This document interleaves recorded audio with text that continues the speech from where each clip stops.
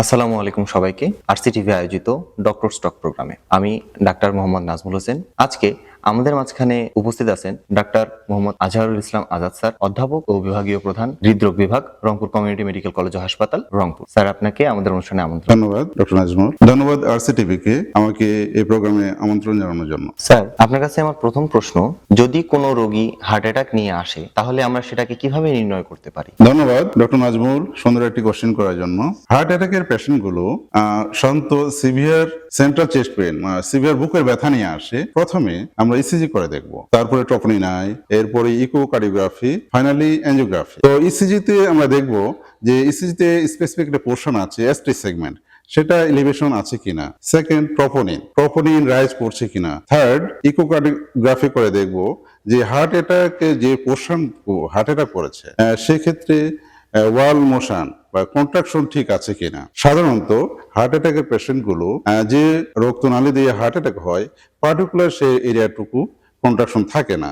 Third হচ্ছে আমরা angiogram করে কনফার্ম করব যে আর্টারি দিয়ে হার্ট অ্যাটাক করছে সেটা ব্লক হয়েছে কিনা। ধন্যবাদ স্যার। স্যার, আমার পরবর্তী প্রশ্ন হলো, যদি কোনো রোগী এমআই নিয়ে আসে স্যার, তাহলে সেটাকে আমরা কিভাবে ম্যানেজমেন্ট করব স্যার? ধন্যবাদ ডক্টর নাজমুল অন্য একটি কোশ্চেন করার জন্য।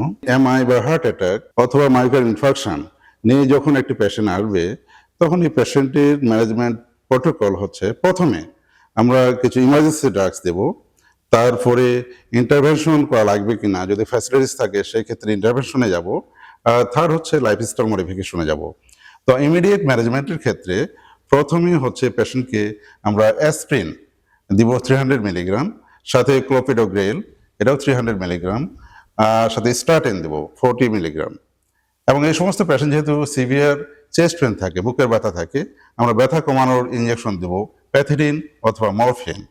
সাথে যদি পেশেন্ট এসটি এলিভেটেড এমআই নিয়ে আসে এবং 12 ঘন্টার মধ্যে আসে, সেই সমস্ত পেশেন্টের ব্লক গলানোর জন্য একটা ওষুধ আছে, যেমন স্ট্রেপ্টোকাইনেজ অথবা টেনেক্টিপ্লেজ, এগুলো আমরা পুশ করব। আর কিছু পেশেন্টকে আবার ইনজেকশন দেওয়া যায় না, কন্ট্রাইন্ডিকেশন থাকে, তাদের ক্ষেত্রে যদি ফ্যাসিলিটিস থাকে সরাসরি এনজিওগ্রাম করে পিসিআই করব, এটাকে প্রাইমারি পিসিআই বলা হয়। আর যে সমস্ত পেশেন্টকে আমরা ওষুধ দিয়ে ট্রাই করলাম যে ব্লকটা খুললো কিনা, তাদের ক্ষেত্রে 3 থেকে 24 ঘন্টার মধ্যে আবার যদি ফ্যাসিলিটিস থাকে এনজিওগ্রাম করে রিং পরাতে হয়, সেটা হচ্ছে ফার্মাকোইনভেসিভ। এই পদ্ধতিতে আমরা অগ্রসর হতে পারি। আর সেকেন্ড হচ্ছে লাইফস্টাইল মডিফিকেশন। কিছু পেশেন্ট আছে যেমন স্মোকিং করে, তাদের ক্ষেত্রে স্মোকিং বন্ধ করতে হবে। যারা অ্যালকোহলিক তাদের ক্ষেত্রে অ্যালকোহল বন্ধ করতে হবে। অনেকে আছে স্ট্রেসফুল লাইফ লিড করে, তাদের সেই স্ট্রেসফুল লাইফ লিড থেকে তাদেরকে একটু প্রিভেনশন থাকতে হবে। যারা সেডেন্টারি লাইফ লিড করে তাদেরকে ধীরে ধীরে মোবিলাইজ করতে হবে।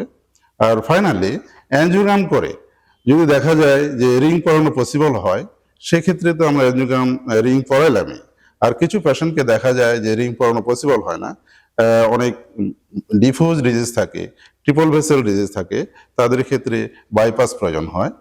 সেই সমস্ত পেশেন্টের ক্ষেত্রে 2 থেকে 3 সপ্তাহ অপেক্ষা করে পরবর্তীতে বাইপাসের জন্য অ্যাডভাইস করব। আপনাকে অসংখ্য ধন্যবাদ স্যার, আপনার গুরুত্বপূর্ণ সময় ও তথ্যের জন্য। ধন্যবাদ নাজমুল, আপনাকেও ধন্যবাদ আরসিটিভি কে আমাকে আমন্ত্রণ জানানোর জন্য।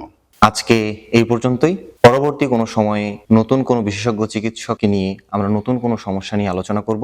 পরবর্তী অনুষ্ঠান দেখার জন্য আমন্ত্রণ জানিয়ে এখানে শেষ করতেছি। আসসালামু আলাইকুম।